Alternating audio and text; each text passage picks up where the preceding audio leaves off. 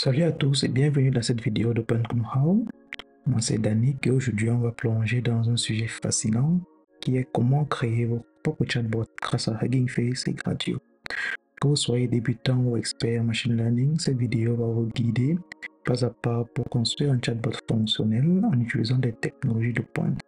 Alors restez jusqu'à la fin de la vidéo pour voir le résultat final. Alors déjà, c'est quoi Hugging Face? Hugging Face, c'est une plateforme qui met à disposition déjà des modèles préentraînés et également une bibliothèque avec des méthodes, des fonctions qu'on va appeler les transformers, comme tu sauras plus tard lors de cette vidéo. Déjà, on peut se rendre au site internet, sur le site internet Hugging Face, tapant huggingface.co. Là, je suis déjà dans mon compte. Mais si je me sign up pour y voir à peu près à quoi ressemble le site internet Hugging Face. Déjà, comme je dis, Hugging Face, c'est une plateforme communautaire, comme c'est écrit ici, à l'intérieur de laquelle on peut avoir différents modèles d'intelligence artificielle, les modèles comme LLM de Google, BART, les modèles d'OpenAI, les GPT-3, GPT-3.5 Hugo, et ainsi de suite. Et en fait, le but de cette plateforme, c'est de permettre à n'importe qui d'utiliser ces modèles et de les fine-tune, les modifier, les pré-traîner, les inclure également dans d'autres applications et faire ce que tu peux faire ce que tu veux avec en fait. Donc, pour résumer, OpenPlay, c'est une plateforme incontournable pour tout ce qui touche au traitement de langage, au modèle, au NLP, au génératif IA et ainsi de suite. Et cette plateforme propose des modèles pré-trainés qui simplifient l'accès aux technologies de pointe, comme les modèles de transformers, que ce soit pour la classification des textes, la génération des textes, ou comme aujourd'hui pour créer un chatbot et l'inclure dans une interface. Alors, on va voir un peu comment parcourir la plateforme, comment filtrer les modèles et ainsi de suite. Alors, c'est quoi les transformers? Premièrement, c'est ce qu'il faut qu'on voie. Les transformers sont des bibliothèques Python qui facilitent le téléchargement et l'entraînement des modèles machine learning. Transformers est une bibliothèque également fournie par Hugging Face et qui est directement connectée à la plateforme dans le but de simplifier pas mal de tâches pour lorsqu'on crée son application. Donc, premièrement, supposons qu'on veut créer un script Python pour faire l'analyse de sentiments, c'est-à-dire un script qui prend en input un texte et on est censé analyser ce texte et également réussir à extraire le sentiment que ce texte propose. C'est-à-dire, est-ce que c'est un sentiment positif, est-ce que c'est un sentiment négatif? C'est-à-dire, par exemple, je vais dire aujourd'hui je me sens un peu dépressif, je n'ai pas le moral, ça c'est un sentiment négatif. Bien si dit aujourd'hui je suis très joyeux, ça c'est un sentiment positif. Donc normalement si on veut faire ça de nous-mêmes, premièrement il va falloir trouver un modèle ou alors le créer nous-mêmes. Transformer le texte à analyser en présentation numérique parce que les modèles ne comprennent pas les lettres comme on peut le penser en fait. Et donc, il va falloir forcément tokeniser, transformer. Ensuite, passer cette version transformée de notre texte à notre modèle. Notre modèle naturellement va nous redonner des chiffres et il va falloir maintenant transformer ces chiffres-là en un label compréhensible. Par exemple, positif ou négatif. Si on se réfère à l'exemple que j'ai donné il y a cela quelques minutes. Pourtant, si on le fait directement avec Pipeline de Hugging Face, le code peut ressembler à ce qu'on voit là, c'est-à-dire en une ligne. C'est-à-dire on a Pipeline, on précise le cas tâche, task. On va voir plus tard que Hugging Face propose directement plusieurs tasks pré-entraînées qu'on peut directement utiliser. Et ensuite, on passe à cette tâche en LOFD, c'est-à-dire neurotexte. Ça peut être, c'est pas n'importe quel test I hate something ou bien les tests FSC où je suis un peu dépressif comme j'ai dit tantôt. Et automatiquement, cette ligne de code va nous renvoyer un output. Le output aura le label et le score. Le label ça va montrer que c'est positif. Et le score, ça veut dire ça va montrer à peu près à combien de pourcents c'est positif. C'est-à-dire sur une échelle de 0 à 1. Par exemple, là on a 0,99999, c'est très positif. Mais également, Hugging Face permet de préciser le modèle qu'on veut. Par exemple, précédent, on n'a pas donné de modèle. Automatiquement, Pipeline a pris un modèle par défaut et il a utilisé dans la grosse banque de données, base de données de modèles que Hugging Face propose. Et le modèle par défaut, c'est le Distilled Based on Keys Fine-Tune SST over English. Et donc, techniquement, le code précédent et le code que l'on voit maintenant, c'est exactement le même code. Sauf que là, on a voulu préciser un modèle, on n'a toujours pas le modèle par défaut. Donc, vous voyez que les labels, c'est la même chose, également le score, c'est la même chose. Donc, ça revient au croix de notre vidéo. Quels sont les modèles que Hugging Face propose, comment trouver le bon modèle pour mon programme et comment utiliser le modèle en question. Donc, si on revient sur la plateforme de Hugging Face, là, c'est la page d'accueil. Ici, en haut, dans la barre de navigation, on peut voir qu'il y a un modèle, dataset, space, port, donc pricing. Dans le cadre de cette vidéo, on va se limiter à l'onglet modèle. Donc, si je pars dans modèle, premièrement, dans la barre latérale, on peut voir qu'il y a une sorte de... Je peux filtrer en fait les différents modèles qui sont proposés dans la plateforme. Et dans la partie principale, j'ai la liste des modèles en question. Donc, premièrement, je peux filtrer en termes de tasks parce que chez nous, si on se rappelle bien, si on revient à l'ancien slide, on a task là. Comme je dis, Hugging Face propose déjà pas mal de nombre de tasks, c'est-à-dire ils ont classifié les différents modèles qui sont dans leur plateforme par tâche et tu as la possibilité également de filtrer en fonction de la tâche que tu veux.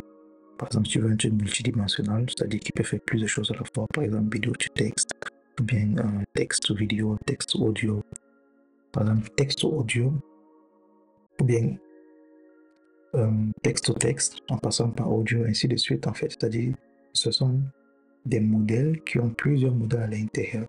Dans l'une de nos vidéos, vous verrez plus tard sur la chaîne, on va par exemple faire un exemple d'un cours de Python qui permet de prendre une image en input et génère une histoire audio. Et en fait, le processus, c'est qu'on prend l'image, on la passe à un modèle qui va décrire l'image en question, c'est-à-dire à partir de l'image, on peut pouvoir décrire une scène. On prend le texte de la scène, on l'envoie à un modèle de génération de texte qui va créer une histoire. On prend l'histoire générée, on l'envoie au modèle qui va maintenant générer un audio. Vous voyez qu'on a utilisé trois modèles par la suite, c'est ça qu'on appelle le multimodal. Ensuite, on a Computer Vision, c'est tout ce qui a à voir avec les images, les vidéos, ainsi de suite. Dans notre cadre, nous, on veut faire un chat, par exemple, ou bien on veut faire l'analyse des sentiments. On peut continuer à fouiller, par exemple, text classification, organization, ainsi de suite. Ça nous intéresse pas. Summarization, non. Sentiment similarity. Ça commence déjà à aller dans la direction que l'on veut. Donc, si je choisis sentiment similarity, le sentence transformer à ligne, ainsi de suite. Pour nous, par exemple, on a vu qu'on avait Distillbed based on case fine-tuning. Supposons que j'arrive pas à trouver le filtre ici qui correspond à ce que je vais reset. Tout ce que j'ai à faire, c'est de taper Distillbed.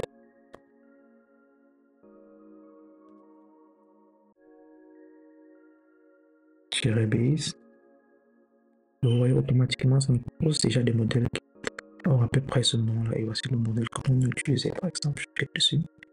Et en haut, on peut voir le modèle complet.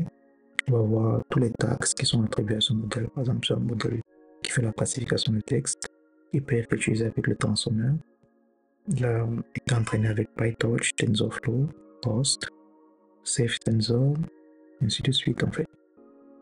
Là, maintenant, on a une sorte de description du modèle en question, les langages, comment l'utiliser, un exemple. On a File Inversion, c'est-à-dire le code source en fait du modèle. Community, le nombre de personnes qui ont utilisé le modèle et qui ont proposé, qui ont fait des commentaires, de fine-tuning, ainsi de suite. Et si on revient dans le modèle cadre, on va voir le nombre de personnes qui ont téléchargé le modèle et Inference API. Je ne vais pas avoir les cours en détail dans ce que ça sert, à quoi ça sert, mais par exemple, si je mets playing game, compute, ça me demande de login, mais en principe, si tu es enregistré, ça va automatiquement analyser cette phrase et me dire si c'est une phrase positive ou pas. Ensuite, en bas, on a trouvé pas mal d'informations qui sont plus ou moins importantes en fonction de ce que vous voulez faire. Dans notre cadre, nous, on veut utiliser le modèle. Il y a deux façons de l'utiliser. Soit on peut le déployer sur des plateformes, soit on peut l'utiliser grâce à des transformers. Nous, on va l'utiliser avec un transformer. Et l'utilisation avec transformer, il y a deux cas. On peut utiliser la pipeline transformer Voilà, on peut utiliser les authorization tokens et d'autres modèles sequences. Dans notre cas, vous allez remarquer que c'est un peu plus différent parce qu'on a directement utilisé le pipeline avec tasks et ainsi de suite. Et parce que Hugging Face, si on part de la documentation, on va voir qu'il y a déjà un nombre de tasks prédéfinis par Hugging Face. Donc, si je viens dans documentation, transformers, ici, il explique un peu pas mal les différentes types de tâches qu'on a. Il va falloir, par exemple, prendre du temps pour lire.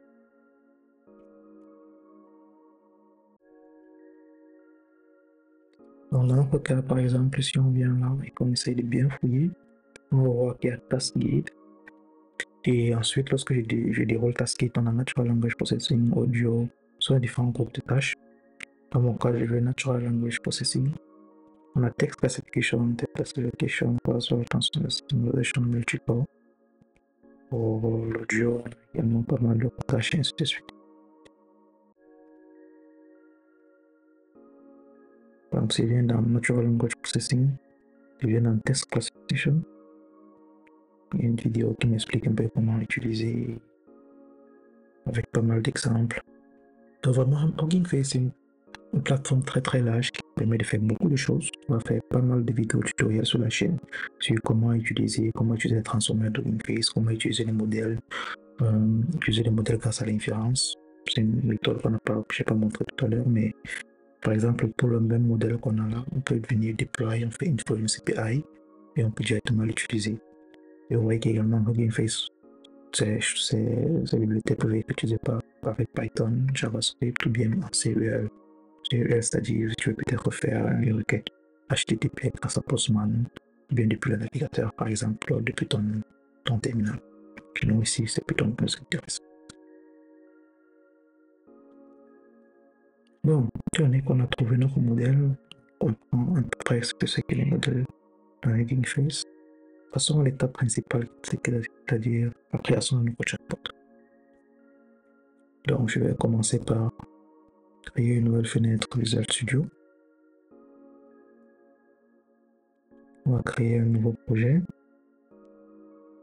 Pour cela, on va essayer de créer un nouveau dossier dans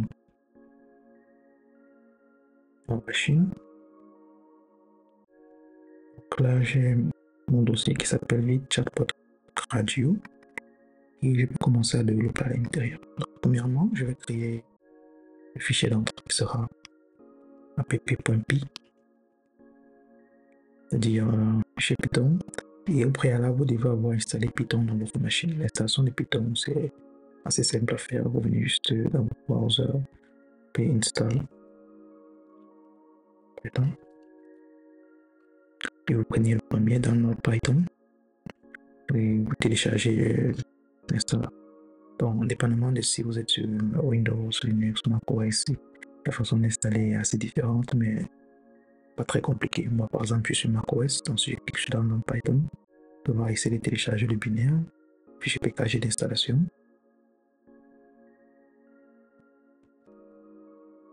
Une fois l'installation terminée, je vais fichier page et je vais juste suivre les instructions normales.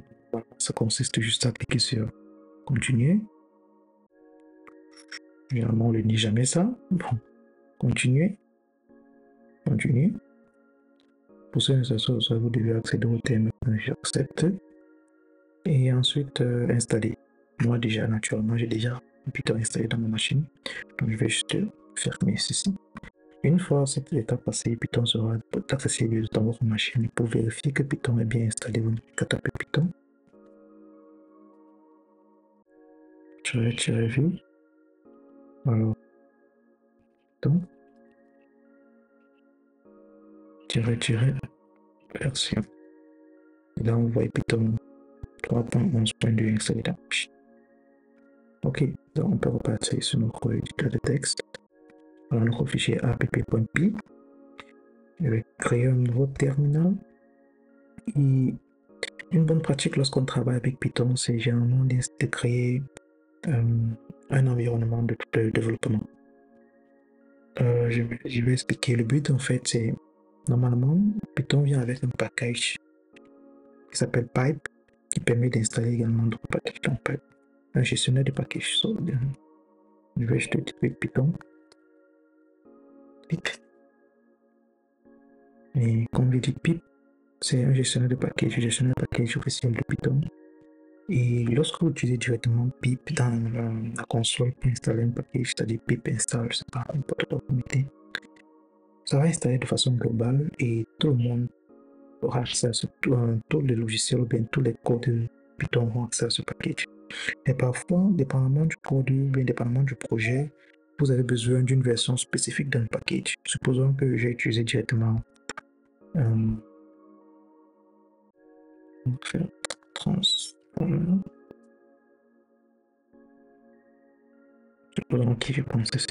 Supposons que transformer.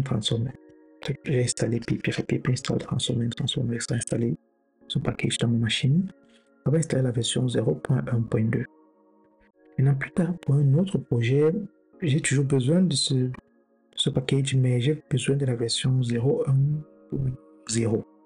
Parce que dans cette version-là, il y avait une spécificité, il y avait une option qui me permettait de faire certaines choses qui n'est plus là. Une première approche serait de dire que je vais downgrade la version qui est installée dans ma machine, c'est-à-dire je vais quitter de la version 0.1.2 à la version 0.1.0. Ok, ça marche. Mais plus tard, lorsque je vais revenir dans un projet qui a besoin de la dernière version, c'est-à-dire cette 0.1.2, je vais devoir encore la réinstaller.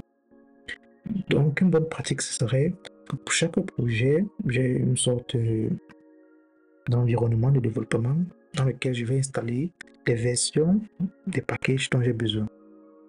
C'est-à-dire pour le projet A, si j'ai besoin de la version 0.1.2, je vais installer cette version pour ce projet. Et pour le projet B, si j'ai besoin de la version 0.1.0, je vais installer cette version-là pour ce projet. Ça permet vraiment de séparer les différentes versions de package pour différents projets. Et pour le faire, c'est simple. On n'a qu'à taper Python create.vnv. Donc, creation of virtual environment. Et ça c'est la documentation de Python. Et ici, c'est vrai que c'est en noir et blanc et c'est pas très intuitif. Mais si on essaie de scroller, on essaie de lire, il s'explique à peu près comment faire pour créer cet environnement virtuel. Par exemple, là, j'ai Python installé dans ma machine, donc je peux utiliser cette commande. Creation of virtual environment is done by executing the command vnv. Donc, je vais copier ce code. Le path, je vais le changer. Donc, si je reviens dans mon terminal, call, je tape juste python-m vnv, je vais mettre .vnv, c'est-à-dire je vais le mettre dans le dossier .vnv. Automatiquement, ça va créer le dossier .vnv. Allez voir, il y a pas mal de choses à l'intérieur. Et Visual Studio Code va nous dire, nous avons remarqué qu'un nouvel environnement a été créé. Voulez-vous le sélectionner pour le dossier d'espace travail? Je vais dire oui. Et vous allez me demander c'est quoi la différence. Premièrement, si l'on vient ici en bas, on va voir que la version de Python qu'on utilisait, c'est la version 3.11.2. Mais cette version maintenant, elle est couplée au dossier.vnv. Et également, ici en haut, ils vont me dire warning, ton terminal, techniquement, il n'est plus à jour parce que Visual Studio a couplé son environnement de travail à ce dossier-ci et il faudrait créer un nouveau terminal. Donc, si je crée un nouveau terminal, automatiquement, vous allez voir .vnv ici. Pourtant, dans l'ancien, il n'y avait pas parce que l'ancien était dans l'environnement global de la machine et ce nouveau terminal est spécifique à ce nouvel environnement qui est situé dans notre dossier .vnv. Donc, ancien terminal, j'en ai plus besoin, je peux le fermer. Et là, nous sommes bons. Je vois également comment fermer ce truc. Ok, la prochaine étape en fait maintenant ça consiste à installer les différents packages dont on aura besoin. Une bonne pratique en Python, on peut directement les installer en tapant un dans le terminal.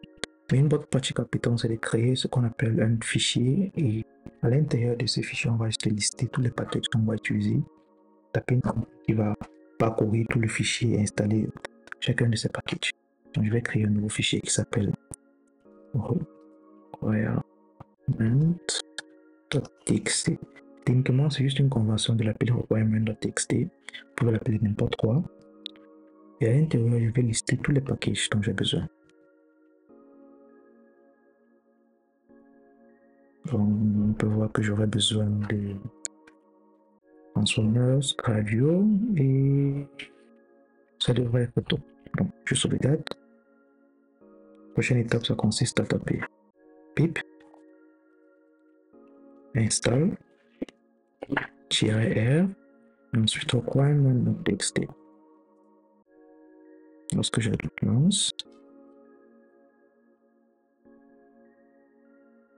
automatiquement, pip va lire mon fichier requirement.txt et pour chacun des packages qui sont à l'intérieur, va lancer la procédure d'installation. Et cette procédure d'installation va se faire dans cet environnement-ci. Donc, si je fouille bien, vous allez voir, c'est en train de créer de nouveaux dossiers ici qui sont relatifs aux deux packages que j'aimerais installer. Une fois cela terminé, on peut commencer à programmer. Donc, premièrement, je vais importer différentes bibliothèques. Donc, from, transformers, import, autotext tokenizer et automodel focus LLM. Donc, autotext, ça c'est la suggestion qui a été faite par mon IA qui est installé dans mon IDE. J'utilise actuellement Codiomate. C'est un peu comme un copilot qui permet de faire une certaine assistance. Donc, moi j'ai besoin de auto-tokenizer. J'ai également besoin d'auto modèle form sec.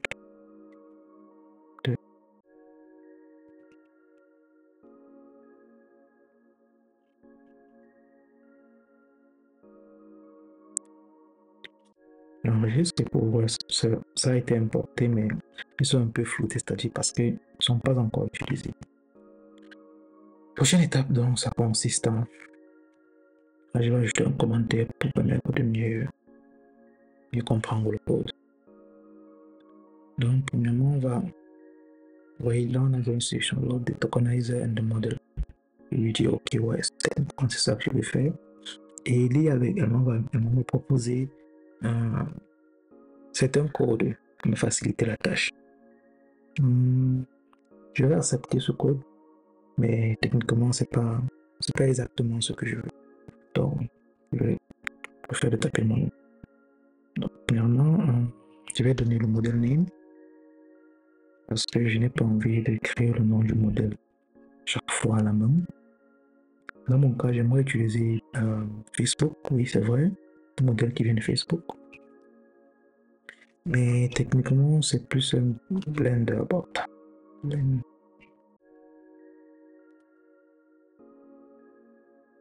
Exactement, Blender bot, style 400. Pourquoi ce modèle? Si on part dans notre plugin face et je viens ici, je le tape, je le fais. Ce modèle qui vient de Facebook, on a une petite description. Techniquement, c'est un modèle qui vient d'un fine-tuning et il est assez adéquat lorsqu'on veut créer des petits chats.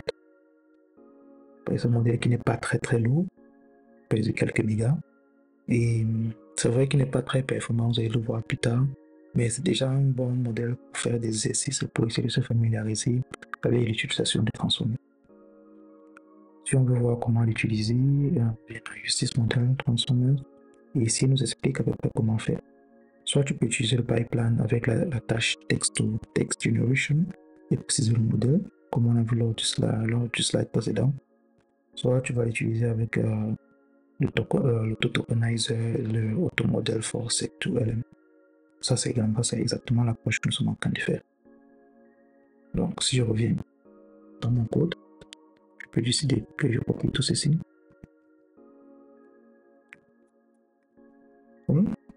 Et étant donné que j'ai déjà créé une variable qui a stocké le nom, je peux juste utiliser la variable. Donc, je retire ceci. Maintenant, la variable. C'est ça. Maintenant, nous sommes prêts. Alors, c'est quoi la prochaine étape? La prochaine étape consiste à faire ce qu'on appelle un template. Mais avant ça, on va d'abord créer étape par étape notre fonction qui va nous permettre de créer le chatbot. Donc, premièrement, créer une nouvelle fonction en Python, c'est def. Et on va appeler ça Vanilla Chatbot. Donc, Vanilla Chatbot doit prendre en entrée un message que l'utilisateur passe et un historique. Par défaut, mon IA assistant me propose de donner que la valeur du code historique c'est un arrêt vide. Je peux l'accepter ou refuser, ça dépend de moi. Et bon, plus de sécurité, je peux prendre. Pourquoi est-ce que je peux créer une fonction qui a un message history? En fait, ceci vient de Blender, vient de Gradio. Si on part dans la documentation de Gradio, donc je vais taper Gradio, Python.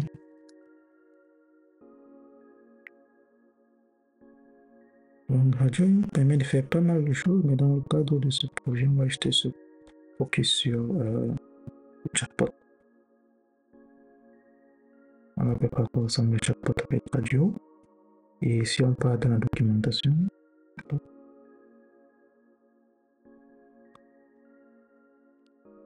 donc, si on se rend dans la documentation de Gradio, ici on va voir chat interface, c'est exactement ce qu'on veut, et on a à peu près une description de comment est-ce que la fonction chat interface fonctionne.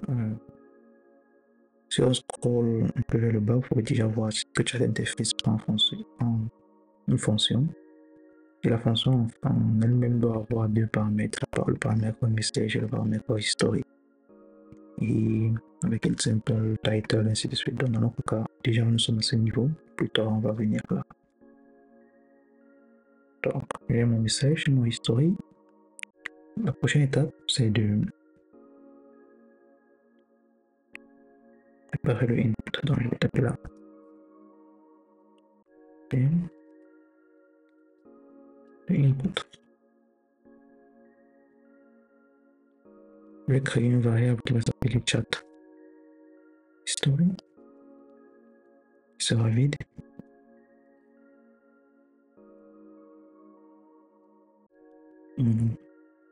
Non, je vais faire for human.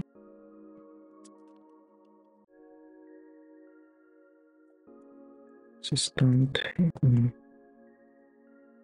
history.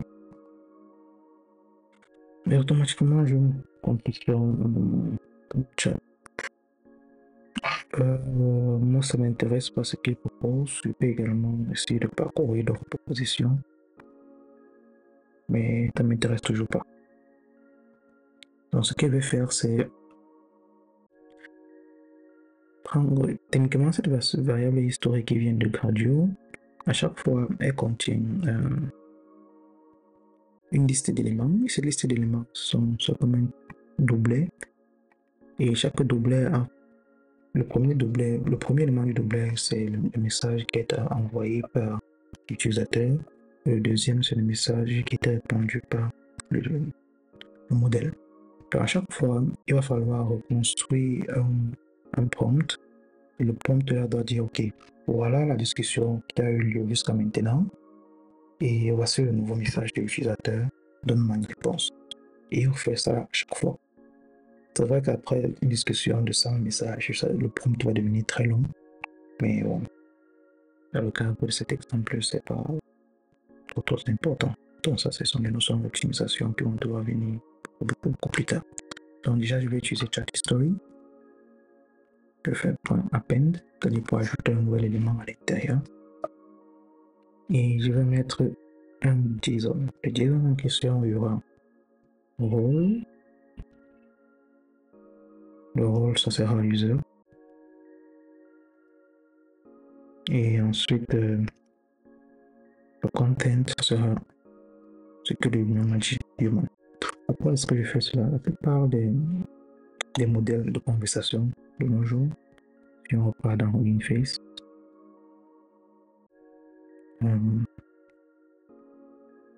pendant temps sonore, on dit Read Model Documentation, Read Doc on High Level Pipeline. Ça, c'est le High Level Pipeline. Nous, on est dans le niveau normal. Donc, c'est ça qui nous intéresse. Lorsque j'arrive ici, je peux n'envoyer pas comment Blender-Bot fonctionne. C'est exactement le modèle qu'on utilise.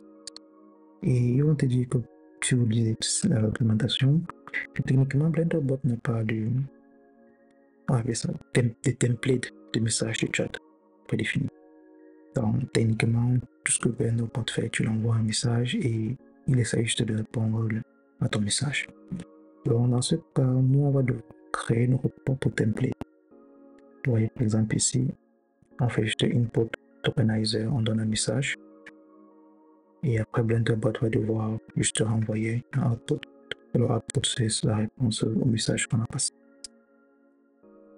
Mais pour nous, on aimerait que Blender-Bot puisse faire la différence entre les messages que l'utilisateur a envoyé jusqu'ici et les messages que lui, il a déjà eu à répondre jusqu'ici. Et créer une sorte de contexte avec ces messages-là pour pouvoir mieux répondre aux messages qui vont suivre.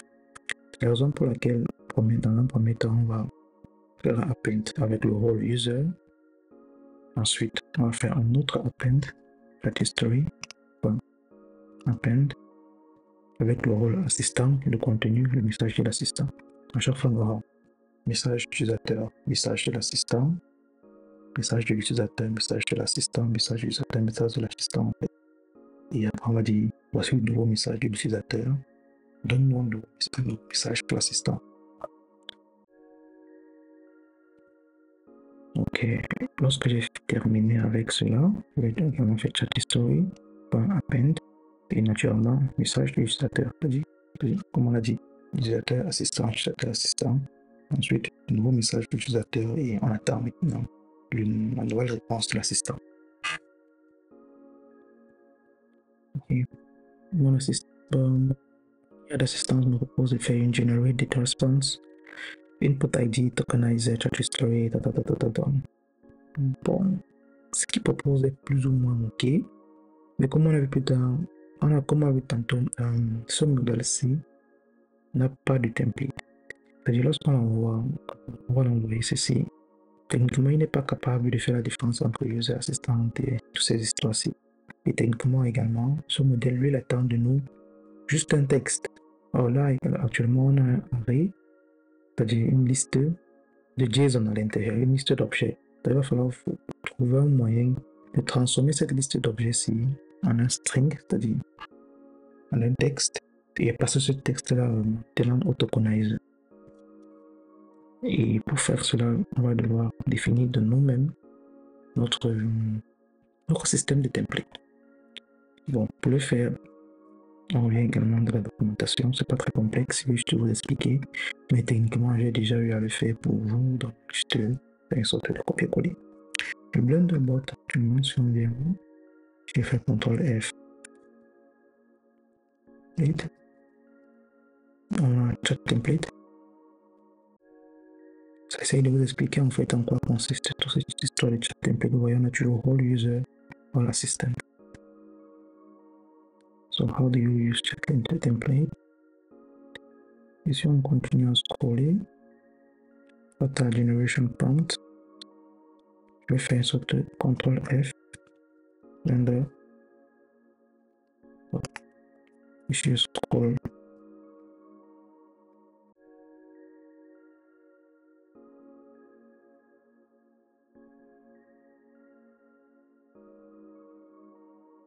Bon, la documentation est assez vaste, mais techniquement, quelque part dans cette documentation, on va te dire que Blender-Bot n'a pas de template par défaut. Et c'est à nous de créer ce template. Attention, on revient à la page précédente où on expliquait un peu en quoi consiste le template.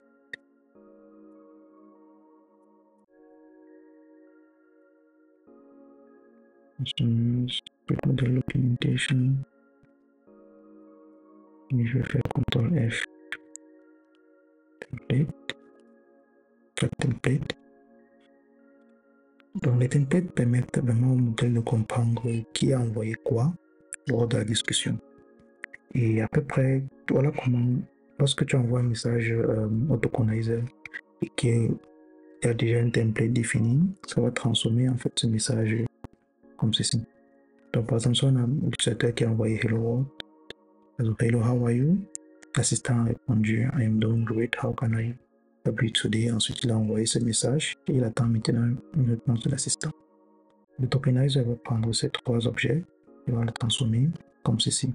C'est-à-dire, on va mettre un token user, en fait, le user dit ceci. Ensuite, on va mettre le token assistant, on va dire l'assistant dit ceci. Ensuite, on a le token user, user a dit ceci.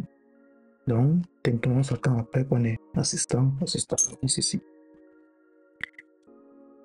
Donc, dans notre cas, on va faire à peu près la même chose. Il te disait que si tu regardes la variable,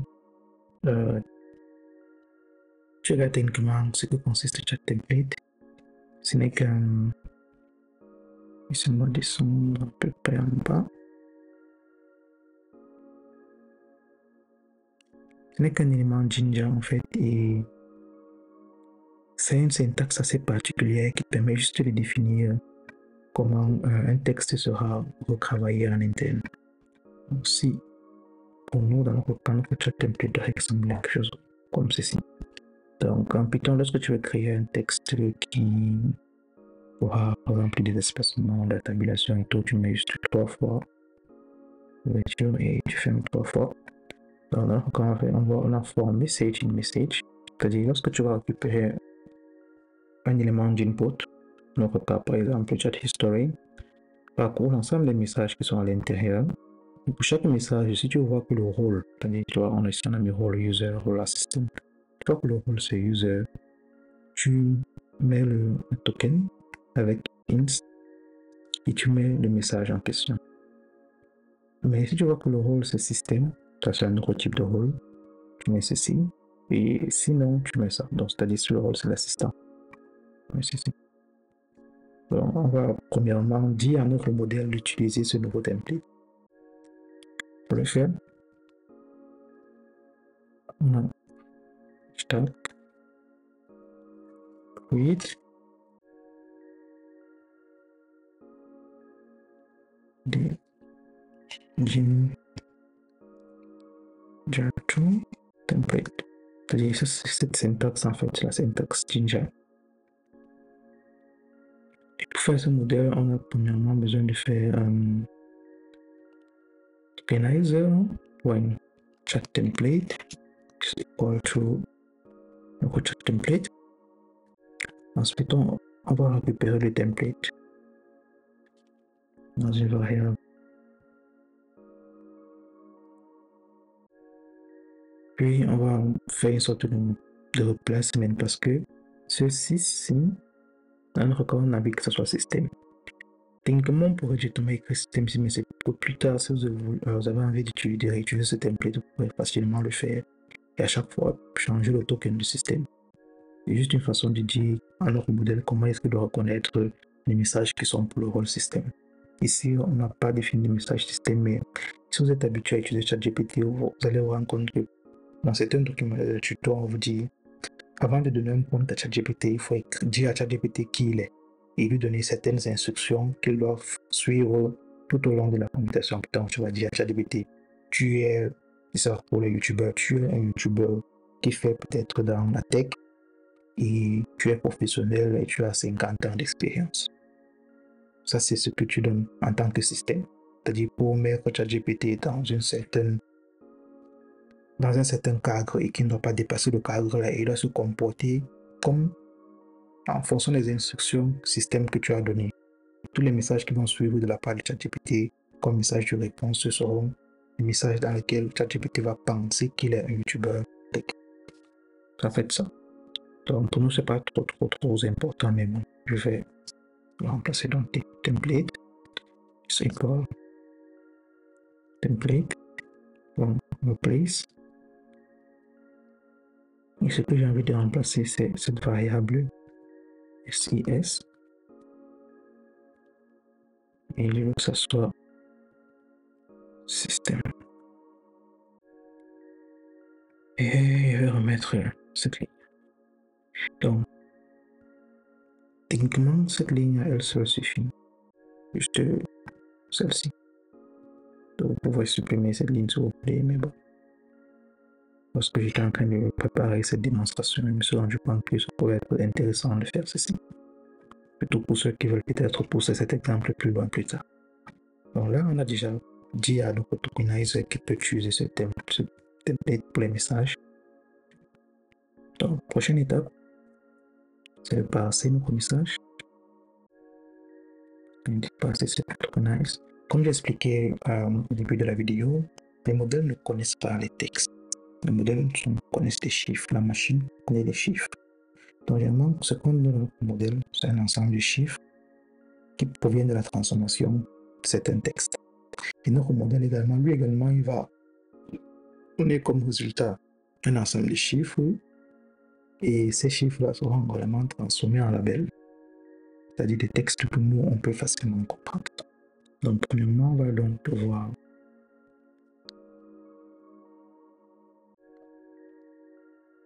tokenize the input. Oui, automatiquement, on a une composant input pour le tokenizer, track storage, return tensor, PT. C'est intéressant.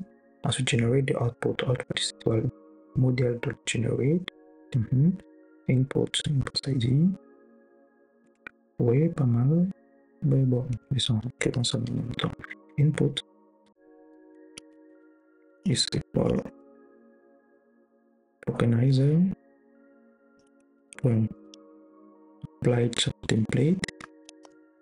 Alors, quand on va apply chat template, parce que on a défini un chat template spécifique. C'est la raison pour laquelle je n'ai pas pris la suggestion de mon assistant. Donc, je vais donner le chat history, c'est déjà bon. Et je vais également dire return tensor pt.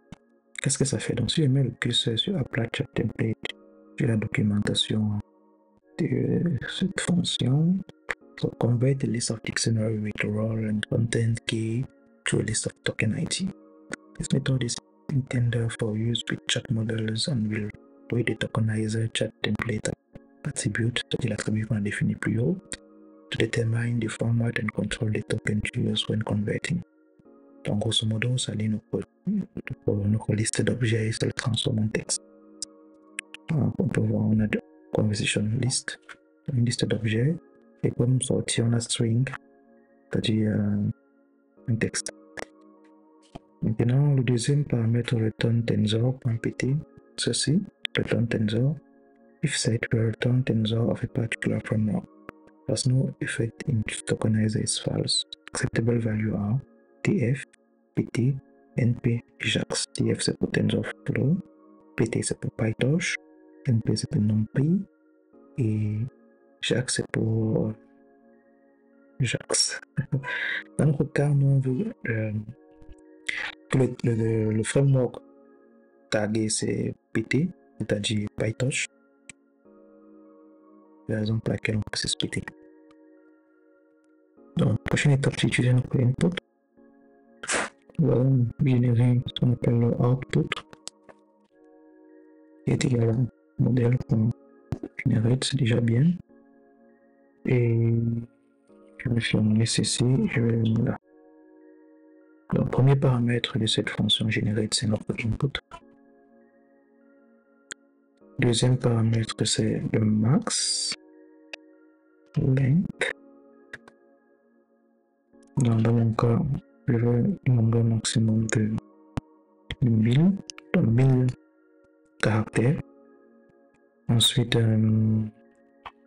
non-return sequence, je veux que ce soit une seule, c'est-à-dire un seul élément qui doit être retourné. Et return no repeat. Comme ça, ok. Donc, ça suffit. Et si on vient ici, bon, tant qu'on n'a pas encore lancé ce système pour le Python, mais c'est pas trop ce que modèle, ce que l'objet modèle a comme méthode.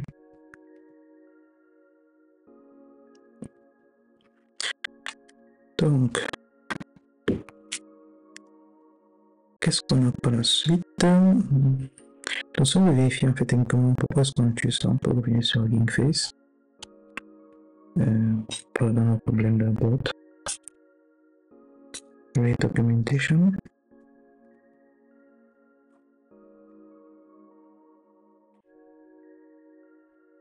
Vous voir par exemple dans cet exemple, on fait modèle .generate et on passe sur input. Si on veut voir les utilisations de modèle .generate, on peut faire CTRL F. Et dans ce cas-ci, on peut voir, il y a par exemple plus de paramètres. On a le input, on a le nom paste, max length et les stopping, et ainsi de suite. Et ici en bas, ça, je pense que ça donne pas mal de descriptions sur tous ces paramètres-là. On a input ID, attention max, position, il faut juste lire la documentation et essayer de se familiariser avec chacun d'entre eux, chacun de ces paramètres. Si on revient au code. Une fois qu'on a notre output, la prochaine étape sera de décoder. Comme je dis, on a notre texte. Premièrement, on va prendre le texte, on va l'encoder. Et pour avoir des chiffres, on va le tokeniser. On va prendre cette version encodée, on va passer à notre modèle parce que notre modèle comprend. Notre modèle va travailler, générer une réponse et renvoyer une réponse qui est également encodée. Il faut maintenant prendre cette réponse-là, maintenant la décoder pour pouvoir l'afficher. Automatiquement, cette proposition tokenizer, decode, output, skip special, token true et church history. Donc, moi, dans mon cas, je vais d'abord récupérer ceci. Cela dans une variable response égale tokenizer. Response égale à tokenizer.decode, output 0. Je peux décider de mettre plus output comme ceci. Mettre S là parce que j'ai un array. Skip special token true ou esquiver les tokens qui sont un peu spéciaux. Encore qu'on fait à la documentation. Je prends le premier élément. Et ensuite, ce que je retourne, c'est juste ma réponse. Là, c'est déjà super, on a notre fonction. Vanilla chatbot. Prochaine étape maintenant, c'est de faire la partie UI avec Gradio. Donc, on va faire import Gradio as gr. As, c'est juste pour ne pas avoir écrit chaque fois Gradio, on va directement écrire gr et automatiquement Python va comprendre que c'est de Gradio dont on parle. C'est là. Encore une fois, mon assistant me propose déjà un code. Moi, ça ne me parle pas trop parce que j'ai pas envie d'utiliser la variable démon. Je t'avais appelé ça démon chatbot. Ok, super.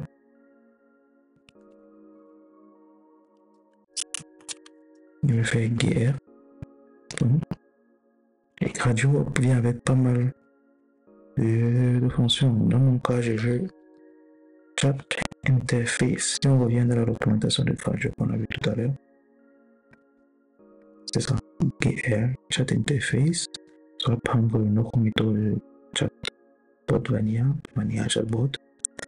Et par exemple un exemple, c'est-à-dire si on me donnait des messages par défaut initiaux, donc on va laisser ça vide.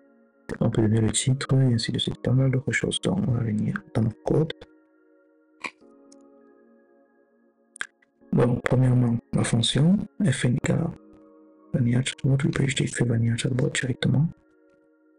Ensuite, je vais donner le titre, title, voilà. Je vais l'appeler open.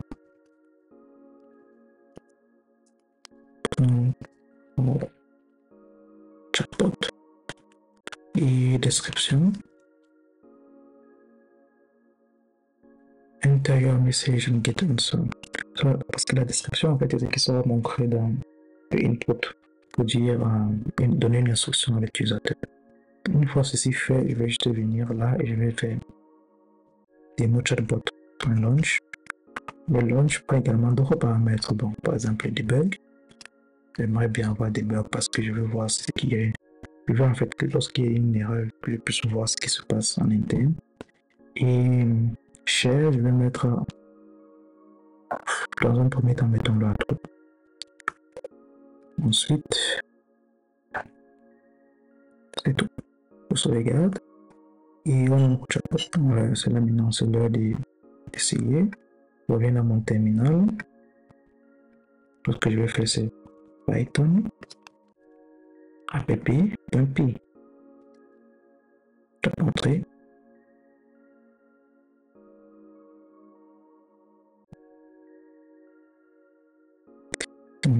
None of PyTorch, TensorFlow.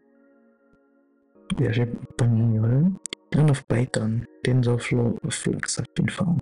Or maybe available and only tokenizer configuration and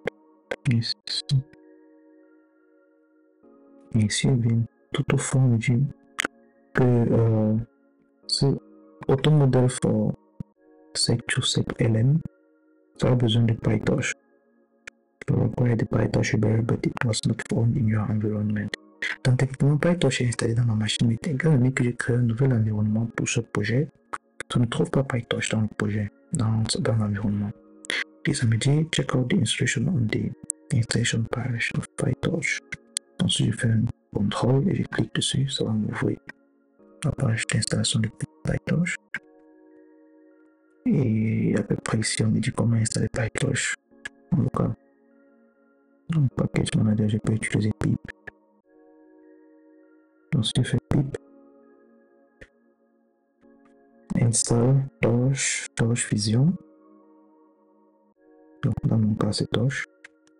Je viens dans mon fichier requirement, j'installe, j'ajoute juste Torch à l'intérieur, je sauvegarde, je reviens dans ma console, je cherche pip install -r requirement. Automatiquement ça va détecter que ça a déjà été installé, ça va installer Torch. Donc ça va télécharger Torch, la version 2.4.1 pour macOS.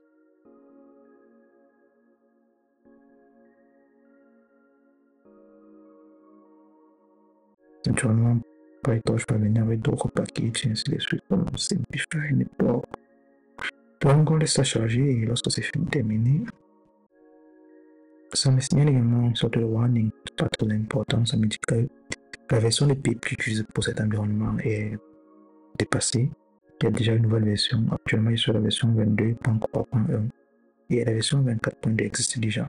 Je peux décider de migrer à cette nouvelle version ou bien rester ici, c'est pas peut-être très important. Donc, je relance encore mon Python .py et j'attends.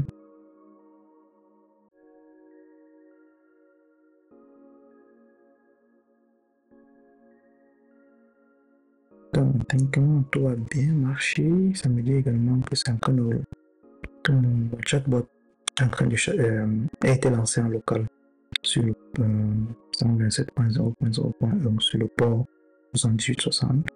Mais également, ça a été lancé live sur ce lien-ci. C'est en fait ça que veut faire le share à true. Lorsque share c'est true, ça va créer en fait une version live de ton chatbot que tu pourras partager avec les gens. Donc, on va ouvrir les deux, vous allez voir comment ça se passe.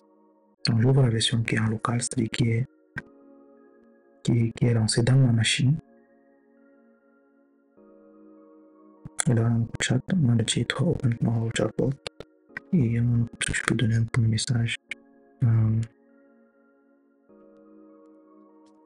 Please.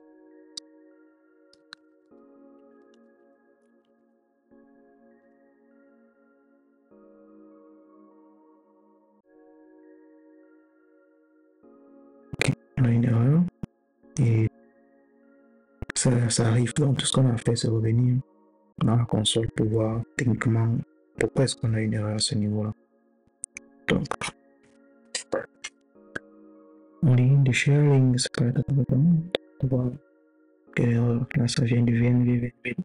Tout ce qu'on, pour nous, ce qu'on veut d'abord, c'est à partir de quel lien dans notre code app.py, l'erreur commence. Donc, là, ça nous dit que ça commence à la ligne 46, ici.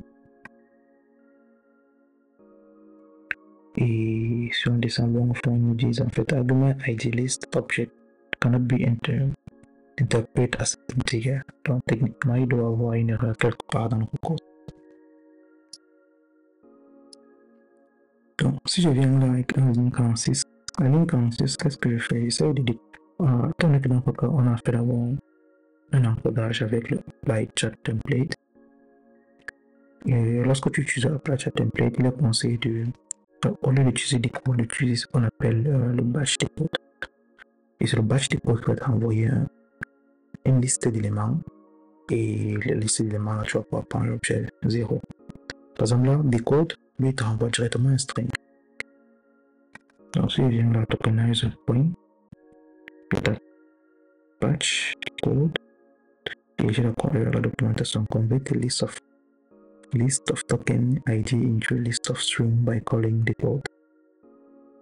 Donc, techniquement, batch decode va appeler la méthode decode qu'on voulait utiliser, mais va d'abord au préalable faire certaines conversions. Donc, je vais appeler batch decode et sauvegarder. Donc là, je reprends mon serveur en faisant CTRL-C.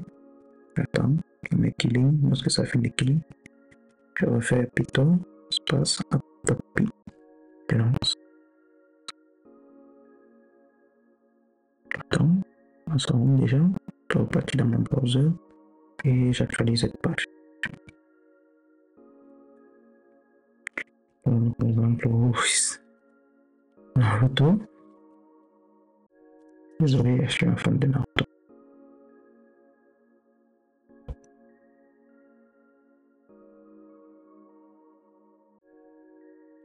Premier Naruto, ici, donc, généralement, avec ce modèle, je peux remarquer comme c'est un très petit modèle qui utilise juste le test. Dans un premier temps, lorsque tu envoies une première sur le modèle, va un peu divaguer. Ensuite, tu tapes encore une. Là, j'ai fait l'esprit par exemple de mettre quelque chose assez fou avec mal écrit mot pour voir s'il va comprendre. Donc, je vais encore créer avec l'erreur. Naruto.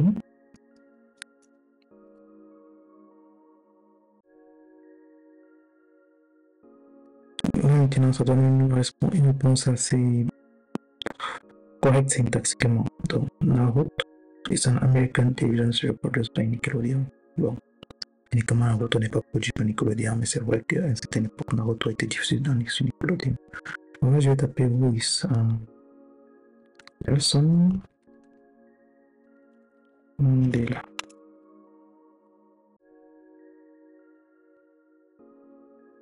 So, narcotic is a genre of entertainment that originally. Pour pouvoir, en fait, le modèle n'est pas très puissant et il divague parfois, mais c'est déjà une bonne entrée en fait pour voir comment créer un chatbot. Techniquement, le plus gros du travail a déjà été fait. Alors qu'on a utilisé un petit modèle qui pèse 400 K. Ensuite, on revient dans Gameface pour voir un peu les spécificités du modèle. Donc, Blender 400. Clairement, on te montre le nombre de tokens que le modèle apparaît ici, mais bon, là, il n'y a pas. Donc, si vous lisez, en fait, on peut dire que this celebrate 900 M, 2,7 billion of machines, ainsi de suite.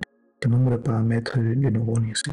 Alors, c'est pas un très gros modèle. Il y a des modèles beaucoup plus gros que ça. Le modèle de Facebook, qui peut facilement mieux gérer les chats et donner des réponses assez pertinentes. Mais ces modèles pèsent généralement 4 à 5 Go, parfois plus, parfois 16 Go, parfois 18 Go. Et tout le monde n'a pas la machine suffisamment puissante pour pouvoir lancer ces modèles en local. Parce que techniquement, lorsqu'on fait ceci, quand on passe le nom de ce modèle à notre automodèle ForSec, TrueSec, MLM, ce qu'il fait, c'est qu'il va télécharger les documents de ce modèle en local dans notre machine et va nous permettre de l'utiliser. Donc tout ce qu'on fait là, c'est en local. Donc si on fouille quelque part ici, techniquement, on va trouver les informations de ce modèle-là. Ce qui devient très lourd, si on prend par exemple le modèle LLM qui va sortir sur là quelques mois, on peut avoir accès à ce modèle, on peut le télécharger, mais c'est un modèle hyper gros et qui va décider non seulement beaucoup d'espace mémoire dans votre machine, mais également beaucoup de RAM, beaucoup de GPU et ainsi de suite. Dans le cadre de ce tuto, on va se limiter à ce modèle-ci. On a vu qu'on a pu créer également un chat qui marche plus ou moins avec une interface et on peut envoyer un message et on obtient une réponse. Donc revenons maintenant sur le share égale true. Ici, ils nous disent en fait que graduellement, lorsque tu mets share égale true, Gradual te crée automatiquement un lien que tu peux partager aux gens et les gens pourront avoir accès à ton chat.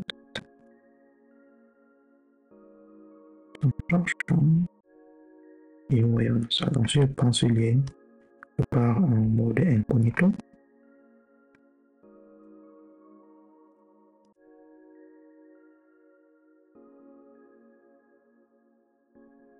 Et il est toujours accessible. Et je peux facilement le partager. Bon, vous allez écouter cette vidéo, je ne sais pas si le lien sera tout disponible parce que automatiquement le lien que Gradual te crée est disponible pendant un certain nombre d'heures. Je pense qu'ils le mettent souvent, les clés souvent quelque part ici, oui. 72 heures. Après 72 heures, automatiquement ce lien ne fonctionne plus. Parce que pour que ce lien puisse fonctionner, ça alloue un certain nombre de GPU, d'espace mémoire et ainsi de suite pour ton projet. Vous pouvez remarquer là, on n'a créé aucun compte sur Gradual et ainsi de suite. Donc, si tu veux que ton lien dure plus de temps, tu peux devoir partir sur Gradual.live, créer un compte, c'est pas peut-être souscrire un abonnement. Pour nous, c'est pas très important.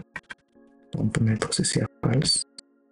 Je sauvegarde le groupe du serveur.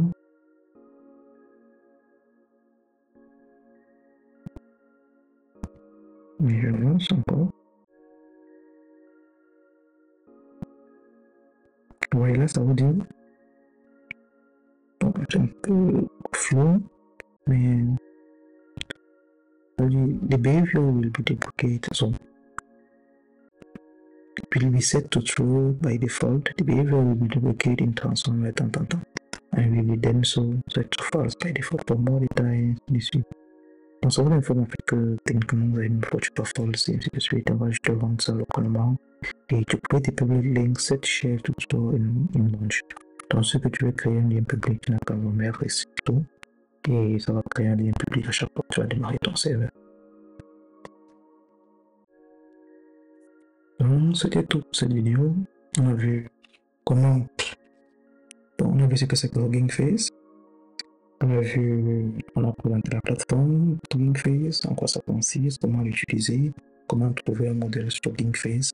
Ce que c'est que la fonction Transformers, c'est que c'est encore comment l'utiliser, qu'est-ce que ça nous facilite, pourquoi l'utiliser. Et on a créé un exemple de chatbot ensemble. On a vu comment, par exemple, charger un modèle, comment connecter le modèle et comment connecter le modèle avec Gravio pour pouvoir avoir une interface de chat. Donc, c'est tout pour cette vidéo. J'espère qu'elle aura été utile et que j'ai pu couvrir à peu près tous les aspects qui sont plus ou moins importants pour la création de ce chatbot. Donc, encore une fois, n'hésitez pas à ouvrir la documentation de Hugging Face, à lire comment les transformers fonctionnent, comment mieux utiliser le modèle qu'on a choisi, alors peut-être comment choisir un autre modèle disponible dans la plateforme qui est plus ou moins lourd en fonction de votre machine. Donc vous avez le champ libre. Également peut-être vous documenter sur le template de chatbot qu'on a eu à créer. Donc merci d'avoir écouté, d'avoir regardé la vidéo et à la prochaine.